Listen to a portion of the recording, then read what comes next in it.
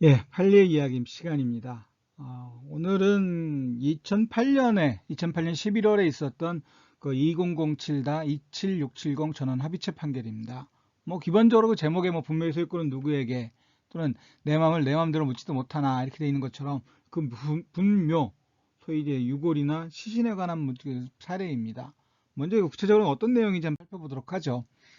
그래서 거기 제목이 유체유골의 승계권자 및 망인이 유체유골의 처분 방법 및 매장 장소를 지정한 경우에 관하여 그에 관한 그 관하여 효력에 관한 이야기인데요. 구체적으로 보게 되면 A라는 사람이 47년에 결혼을 했고, 그래서 B하고 혼인을 해서 C, D, E, F, G, H, I 같이 7명의 자녀가 있었는데 그중에 D는 사망을 하고, 그리고 현재 C가 원고입니다.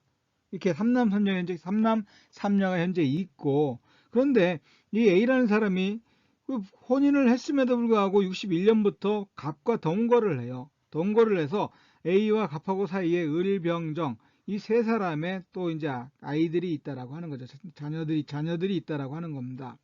그런데 2006년 1월 8일 사망을 하면서 생전에 그 분양권을 받았던 양평공원 묘원에 그 사망한 A의 시신을 어떻게 거기다가 묻었다라고 하는, 매장을 했다라고 하는 겁니다. 그래서 분묘를 설치했어요. 그런데 그 긴 시간 동안 아무런 얘기도 없던, 왕래도 없던 그 직계 비속인 B와의 혼인 사이에 태어난 C, E, F, G, H, I 이 자녀 중에 C로부터 이 A의 시신을 인도하라라는 이와 같은 청구를 받습니다. 소송을 제기한다라고 하는 거죠.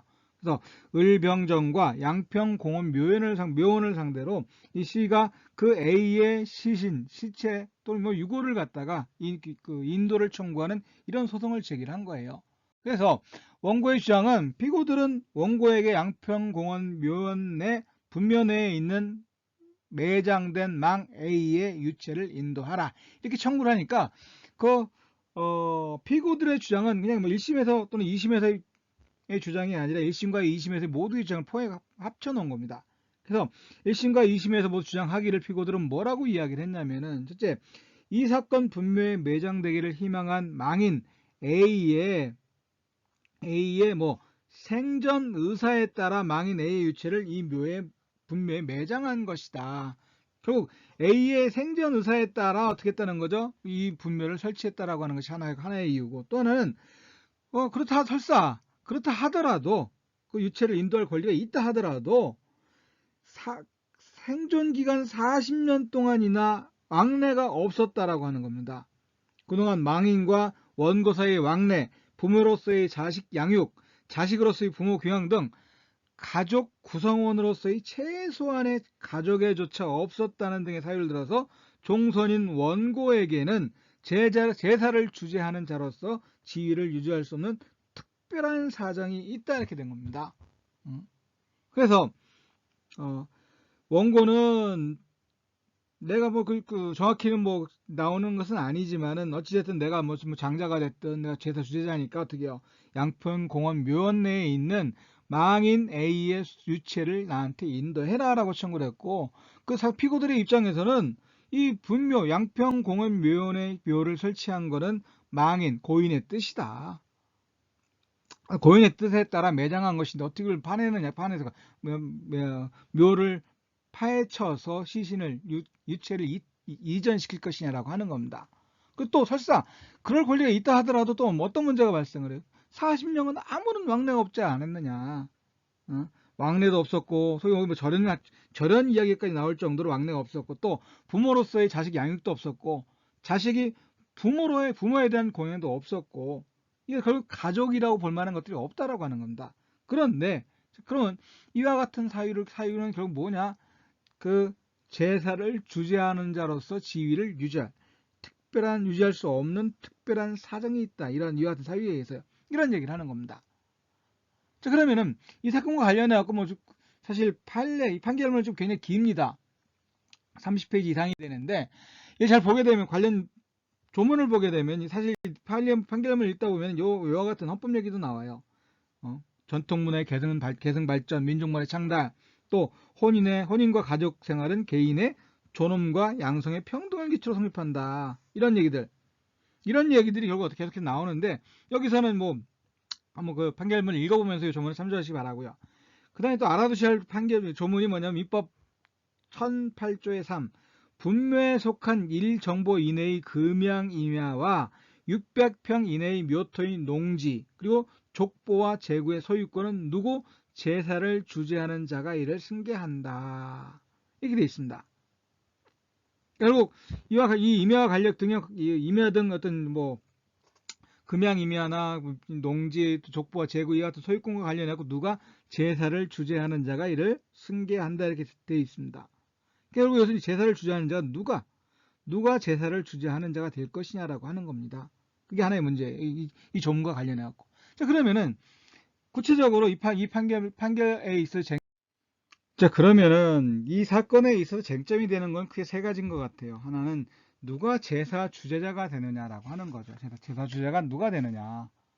그래서 아까 1008조의 3에서도 잠깐 이야기된 것처럼 분묘에 속한 일정보 이내의 금양임야, 그리고 600평 이내의 묘토인 농지, 그리고 족보와 재구의 소유권은 제사를 주재하는 자가 승계한다. 따라서 그 분묘에 있는 시신이나 유골도 어떻게 해요? 그 제사 주재자가 승계한다라고 하는 겁니다. 승계한다. 그것이 하나고, 두 번째는 그러면 제사 주재자가 결국 승계한다라고 했을 때, 그 다음에 이 사건 것처럼 피상속인이 생전행위, 아까 여기서는 생전에 예를 들어서 그 분묘 분양권을 갖다 구입을 해줬다라든지, 또는 유언으로 자신의 어떤 유골이나 유체의 처분 방법을 지정한 경우, 또 매장 장소를 정한 경우 그 피상속인의 의사는 어떠한 의미를 갖느냐라고 하는 겁니다. 어떤 의미를 갖느냐. 즉 법률적인 의미가 있는 것이냐, 아니면 법률적인 의미는 없고 하나의 그건 도덕적, 도의적인 의무에 불과한 것이지 반드시 그 상속인들이 또는 제사 승계자가 지켜야 할 의무는 없다라고, 법률적인 의무는 없다, 이렇게 볼 것이냐라고 하는 겁니다. 그 다음에 또 이야기되는 것이 제사 주재자가 그러면 그 시신 망인의 유체 유고를 승계한다라고 했을 때 그러면 항상 지금 이 사건처럼 생존 기간 동안 거의 40년 동안 왕래가 없었고 부모로서의 또 자식으로서의 의무나 공양을 하지 않은 이런 경우에도 과연 그 뭐 장자라는 이유만으로 그 시신의 망인의 시체 유골에 대한 권리를 가질 수 있느냐라고 하는 겁니다. 그런 경우에는 특별한 사정에 해당이 돼서 제사 주재자가 될 수 없는 것 아니냐, 이런 얘기가 되는 거예요. 결국 제사 주재자의 지위를 누릴 수 없는 특별한 사정이 뭐냐라고 하는 거, 이 세 가지가 이 사건에 있어서 쟁점이 된다라고 이해하시면 될 것 같아요.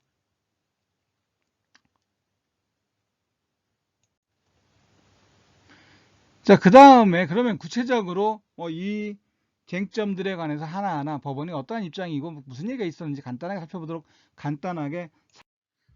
그럼 먼저 제사 주재자가 누가 될 것이냐, 어떻게 결정할 것이냐라고 하는 것인데, 이에 관해서는 다수 의견이 됐든 반대 의견 2가 됐든 공통인 건 이겁니다. 공동 상속인 사이의 협의에 의해서 결정한다. 상속인이 제사 주재자와 관련해서 상속인이 한 사람밖에 없다면 뭐 결정의 여지도 없겠죠. 근데 복수의 상속인들, 즉 공동 상속이 이루어지는 경우에 그 공동 상속인 사이의 협의에 의해서 1번 결정을 해야 한다. 누구를? 제사 주재자를 결정한다. 그런 이야기입니다.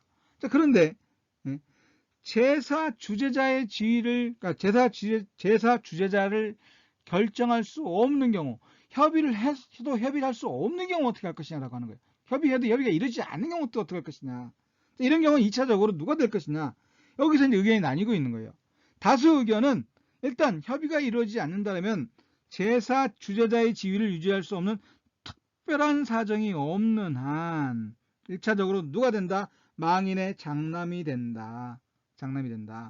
장남이 사망해서 없다 라고 하게 되면, 만약에 그 장남에게 아들이 또 있다면 어떻게 해요? 그 장손자가 제사 주재자가 된다라고 하는 거죠.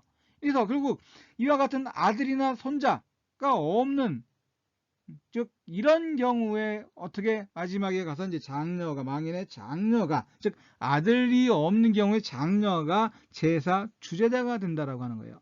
그럼 여기서 제일 문제가 된 것이 뭐냐면은 관습법이 됐든 뭐가 됐든 이런 관습은 결국 어떻게 해요? 헌법을 비롯한 전체 법질서를 위반해서는 안 된다라고 하는 거예요. 전체 법질서를 위반해서는 안 된다. 그런데 이 헌법이나 전체 법질서에 오늘날에 가장 이야기되는 것 중에 하나가 뭐죠? 남녀평등이라고 하는 겁니다. 남녀평등. 그러면 남녀평등이라는 얘기 결국 아들이 됐든 딸이 됐든 이 제사 주제자가 되는 데 있어 차별을 두면 안 된다라고 하는 건데 지금 대법원의 다수 의견의 입장은 1차적으로 뭐 장남이다 이런 얘기. 장남이 없으면 손자고. 그럼 결국 남녀평등이 법질서의 전체 법질서 또는 헌법상의 이념이기 때문에 이것처럼 장남 장녀 이렇게 구별하는 건 잘못된 것 아니냐 뭐 이런 또 비판을 받을 수 있다라고 하는 거예요. 그래서 실제로 이 반대 의견에서도 이같이 얘기를 합니다. 하지만 다수 의견은 또 이런 얘기를 해요. 하지만 그 맞다. 남녀평등 맞지만 아직까지는 어떻게 한다? 아들이 또는 손자가 제사를 이어가는 관습은 아직 맞지 않느냐, 유지되고 있지 않느냐 이런 얘기를 하는 겁니다. 그런데 이제 반대 의견은 그 조사해보지도 않고 어떻게 하라고 뭐 이런 얘기를 하는 거예요. 조사해봤냐?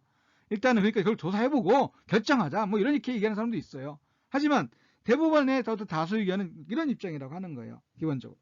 그럼 반대 의견은 무슨 얘기냐? 공동 상속인 사이 협의해야 되는 건 맞다. 그것이 이루어지지 않으면 어떻게 할 거냐? 다수결에 의해서 하자. 그러니까 다수결에 의해서 하자라고 하는 거, 어떻게 보면 그럴듯하죠. 그런데 이제 반대하는 사람은 뭐라고 하냐면은, 이 다수결이라고 하는 건 재산법상의 어떤 결정 원리가 아니냐. 재산법상에. 근데 이걸 갖다가 가주법상에, 이 같은 피상속인 또는 망인의 시신이나 유체 유골에 관해서 누가 그 권리를 가질 것이냐, 또 승계할 것이냐, 이런 이야기를 하고 있는데, 이 다수결의 원리를 여기다가 가족법상의 어떤 결정 원리에 적용할 수는 없지 않느냐라고 하는 겁니다. 이래서 비판을 받는 거예요. 그럼 어떻게 할래? 그러면 개별적으로 판단하자라고 하는 거예요. 개별적으로. 구체적으로 결국 개별 사건에서 당사자들의 주장의 당부를 심리하여 또 판단하여 결정하자. 그때그때 구체적인 판단을 해보자라고 하는 거예요. 아들에게 주는 것이, 큰아들에게 주는 것이, 큰아들이 제사 주제가 되는 것이 맞는지, 아니면 차남인지, 아니면 딸인지, 그 구체적인 경우에 따라서 어떻게 결정을 하자라고 하는 거예요. 누구에게 제사 주제권을 주는 것이 맞느냐라고 하는 것을 구체적으로, 개별적으로 판단해서 결국 법원이 결정하자라고 하는 거예요, 법원이. 법원이 결정해야 되는 거 아니냐, 이런 얘기를 하는 겁니다. 그래서 사실 크게는 결국 세 가지 이야기죠. 기존처럼 아직 장손, 아니면 어떻게, 그 다음에 없는 경우에 딸이 할 것이냐, 아니면 다수결이 할 것이냐, 아니면 개별 사건에서 당사자들의 주장을 들어보고 개별적으로 판단해 볼 것이냐, 이 세 가지 얘기를 하는 겁니다. 그래서 사실 어떻게 보면 개인적인 생각은 두 번 반대 의견 구체적으로 판단해보자 라고 하는 것이 또 옳은 것 같은데, 어찌됐든 헷갈리게 할 수 있으니까 더 이상 말씀을 드리지는 않겠습니다. 다수 의견은 협의에 의해서, 협의가 이루어지지 않으면 2차적으로 누가 장남이, 아니면 장손이, 또 장손, 아들이 없으면 어떻게, 손자도 없으면, 손자가 없으면 딸에게, 딸이 없으면 뭐 손녀, 이렇게 넘어가자라고 하는 겁니다. 이게 다수 의견이다라고 하는 것이 이렇게 이해하시면 일단 될 것 같아요. 자, 그 다음 이야기는 뭘 또 결정해야 할 것이냐. 지금 이제 그럼 이 경우에 제사 주재권자가 누가 될 것이냐라고 하는 거예요. 누가 될 것이냐. 그렇죠? 망인의 유체 유고를 승계할 사람이 누구냐? 아까 앞에서 이야기된 것이 제사 주재자가 된다라고 이야기를 했습니다. 그럼 누가 제사 주재자가 될 것이냐라고 하는 거예요. 아까 아들이라고 얘기했죠. 근데 여기서 이제 이 제사 주재와 승계권자와 관련하고 또 하나 얘기하는 건 특별한 사정. 제사 주재자가 될 수 없는 특별한 사정이 있으면 어떻게 할 것이냐라고 하는 것. 이것이 문제가 되는 겁니다. 또 이 사건처럼 피상속인이 생전에 또는 유언으로 자신의 유체 유고를 갖다가 어떻게 처분할 것인지, 어디에 매장할 것인지 이미 지정을 했다라고 하는 거예요. 더군다나 지정한 것뿐만이 아니라 지정에 의해서 어떻게 했다는 거지, 이미 분묘를 양평 공원 묘원 내에 이미 분묘를 설치했어요.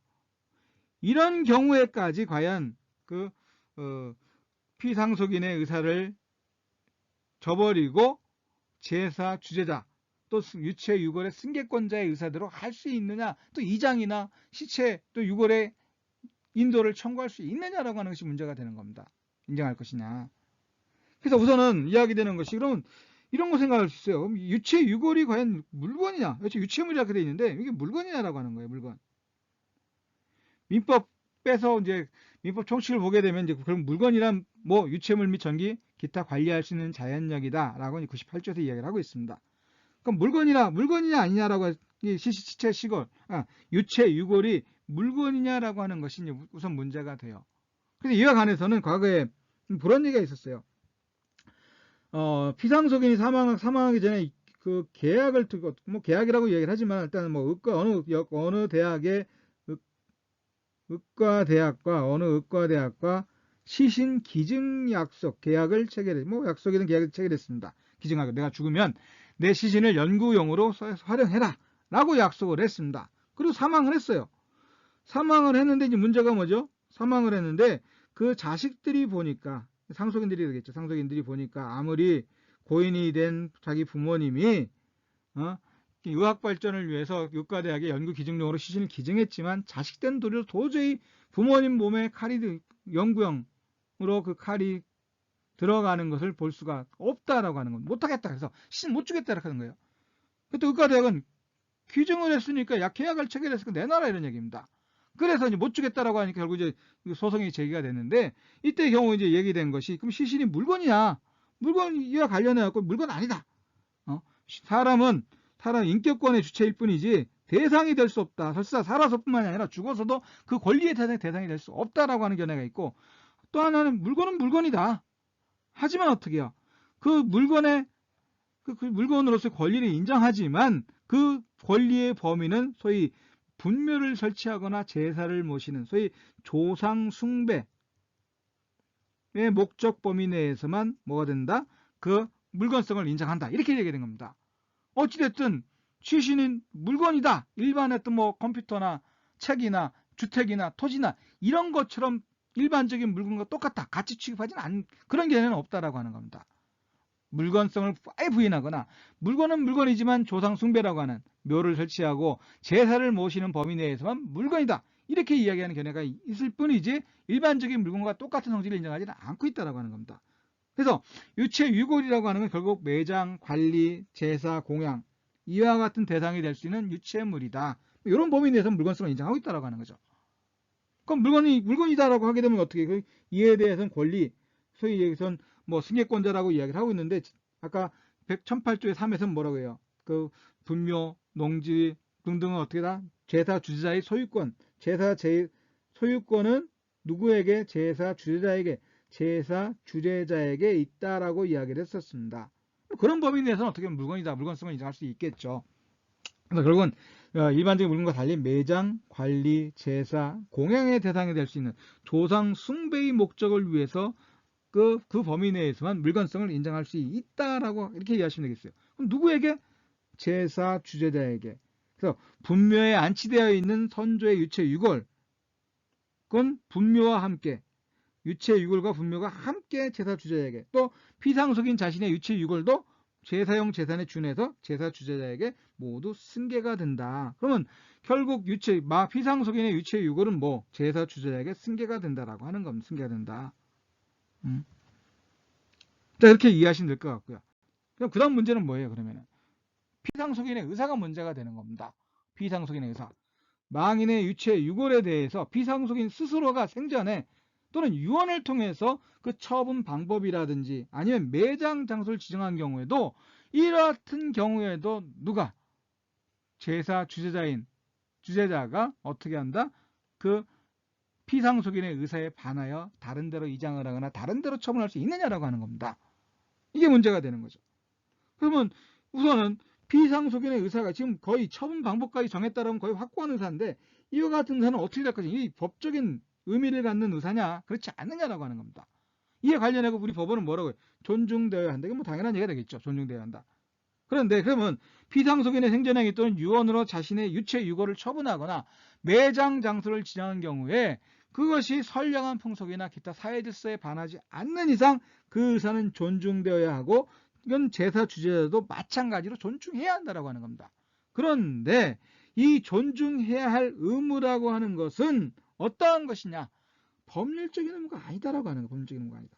단지 도의적인, 도덕적인, 윤리적인 의무에 불과하다라고 하는 겁니다. 그리고 이 얘기는 무슨 얘기예요? 피상속인의 의사, 생전행위 또는 유언으로 정해놓은 방법이나 또 장소에 뭐 매장이나 매장하지 않더라도 그건 도의적인, 윤리적인 비난 대상은 될지언정 또 도의적으로 뭐 죄책감이 들 수는 있을지 모르겠지만은 최소한 뭐가 될 수가 없다. 법률적인 의무는 될 수 없다라고 하는 겁니다. 법률적인 의무는 될 수 없다. 법률적인 의무는 될 수가 없다. 따라서 극단적으로 이야기하면 이 사건처럼 이미 분묘가 설치되어 있음에도 불구하고 그 분묘 안에 있는 유체 유골의 인도를 청구하는 것, 이것이 어떻게 해요? 그것이 도의적으로 비난받을지언정 법적으로는 문제가 없다라고 하는 것이 법원의 태도라고 하는 겁니다. 왜? 피상속인의 의사를 존중해야 되지만 그거는 법적인 의무가 아니다. 법적인 의무가 아니라 도의적, 도덕적인 의무에 불과하다라고 하는 겁니다. 그러니까 피상속인이 의사에 반해서 또 심지어 피상속인의 유체 유골이 분묘가 설치되어서 매장되었음에도 불구하고 그걸 어떻게 해요? 제사 주재자의 의사에 따라서 다른 데로 이장, 다른 방법으로 처리할 수 있다라고 하는 것. 그런 이야기를, 그런 것을 인정한다라고 하는 겁니다. 자, 그렇게 이해하시면 될 것 같아요. 그런 이야기다. 그럼 세 번째 얘기는 뭐냐라고 하는 거. 세 번째 이야기는 뭐냐. 세 번째 쟁점은요. 그러면 아까 이 사건에서 문제가 되는 것이 40년 동안 원고와 피상속인 사이에는 왕래가 없었어요. 원고와 피상속인 사이에는 왕래가 없었습니다. 그래서 절연했을 뿐만이 아니라 왕래가 없었고 자식으로서의 어떤 고향도 없었고 자식에 대한 부양도 없었다라고 하는 거예요. 근데 이제 와서 그 피상속인의 의사에 따라서 묘가 설치됐음에도 불구하고 그 분묘의 그 유체 유골에 대해서 인도를 청구하는 거는 뭐 제사 주재자의 지위를 유지할 수 있는 특별한 사정이죠. 요와 같은 것들 40년간 왕래가 없었고 절연했었고 부양이나 공양이 없었다라고 하는 것은 그 제사 주재자의 지위를 유지할 수 있는 특별한 사정에 해당한다. 결국 무슨 얘기예요? 그럼 제사 주재자가 대법원의 입장이라면 장자인 원고가 맞다. 하지만 원고는 뭐 40년 동안 절연, 왕래가 없었기 때문에 제사 주재자가 될 수 없는 특별한 사정이 있는 거 아니냐 이런 얘기를 하는 겁니다. 특별한 사정이 있는 것이 아니냐. 그래서 이에 관해서 이제 뭐라고 이야기를 하냐면은 우리 사회를 지배하는 기본적 이념이나 사회 질서의 변화와 그에 따라 형성되는 관습을 고려해야 한다. 뭐 제사 지휘자의 지위를 유지할 수 없는 특별한 사정이 없는 거는 뭘 고려할 것이냐? 관습을 고려해야 되는데 이건 어떻게 해요? 이념이나 사회 질서의 변화에 따라 맞게끔 변화된 현재의 관습을 고려해야 한다. 그래서 그러면 어떤 경우냐? 그럼 현재 관습을 고려했을 때 정상적으로 제사를 주재할 의사가 능력이 없다고 인정되는 이런 특별한 사정이 있는 경우는 이런 경우다라고 하는 겁니다. 이게 뭐 이렇게 따로 구분된 것은 아니라 다 이어놨는데 보기 쉽게 하기 위해서 제가 따로 구분해놨습니다. 중대한 질병, 심한 낭비와 방탕한 생활, 장기간의 외국 거주, 생계가 곤란할 정도의 심각한 경제적 궁핍, 또 평소 부모를 학대하거나 심한 모욕, 위해를 가하는 행위, 선조의 분묘에 대한 수호 관리를 하지 않거나 제사를 거부하는 행위, 합리적인 이유 없이 부모의 유지 또는 내지 유훈에 현저히 반하는 행위, 이런 사유가 있으면은 뭐다? 정상적으로 제사를 주재할 의사나 능력이 없는 특별한 사정이 있는 것으로 봐야 한다라고 하는 겁니다. 그래서 결국 이 사건에서 결국 무슨 얘기야? 여기서 이 원고, 비록 장자인 원고는 여기에 해당하지는 않는다라고 하는 거예요. 해당하지는 않는다. 그럼 누구에게? 원고의 권리가 인정됐다라고 하는 원고의 청구를 받아들여 원고의 청구에 따라서 그 분명 유고 피상속인의 유체 유고를 인도해라 이런 이야기 되는 겁니다. 그렇게 이해하시면 될 것 같아요. 그래서 결국 이 사건에서는 이야기되는 것이 첫 번째는 누가 제사 주재자가 될 것이냐. 그 결정은 누가 한다? 물론 혼자인 경우, 상속인 혼자인 경우 뭐 협의할 저기도 없겠죠. 상속인이 복수인 경우, 공동 상속이 이루어지는 경우에 공동 상속인들 사이 협의에 의해서 결정한다. 협의가 이루어지지 않으면 어떻게 할 것이냐? 그때는 특별한 사정이 없는 한 제사 주재자의 지위를 유지할 수 없는 특별한 사정이 없는 한 1차적으로 장남이 된다. 장남이 없으면 장손자가 된다. 이와 같이 아들, 손자가 없는 경우에 2차 마지막으로는 장녀가 된다라고 하는 겁니다. 그럼 이와 같은 제사 주재자를 그렇게 결정한다라고 하는 것이 법원의 입장이고, 또 하나 그러면은 피상속인이 이처럼 생전에 살아서 자신의 유체 유골의 처분 방법이나 매장 장소를 결정하기 어떻게 할 것이냐. 이 피상속인의 의무는 존중되어야 하는데 이 존중되어야 할 의무라고 하는 것이 법률적인 의무냐 도의적인 의무냐. 우리 법원은 도의적인 의무에 불과하다라고 하는 겁니다. 그래서 설사 이미 매장이 돼서 분묘가 설치되어 있다 하더라도 제사주재자인 장남인 원고가 그 인도를 청구하면 그에 응해야 한다. 이것이 어떻게 해요? 소위 우리 대법원의 입장이다라고 하는 겁니다. 그리고 특별한 사정, 제사주재자의 지위를 유지할 수 없는 특별한 사정이라고 하는 것은 결국 뭘 기준으로 판단할 것이냐. 그래서 우리 사회를 지배하는 기본적 이념이나 사회 질서의 변화에 따라 형성되는 관습에 의해서, 즉 현재의 관습에 따라 결정을 해야 한다. 이런 얘기가 되는 거겠죠. 그래서 그 예시를 든 것이 질병 등은 질병이나 낭비, 방탕한 생활 등등을 예시로 들고 있다라. 그렇게 이해하시면 될 것 같아요. 그래서 이번 사건은 여기까지 이야기를 하도록 하고요. 계속해서 이야기를 이어갈 수 있도록 구독, 좋아요 부탁드립니다. 다음에 뵙겠습니다.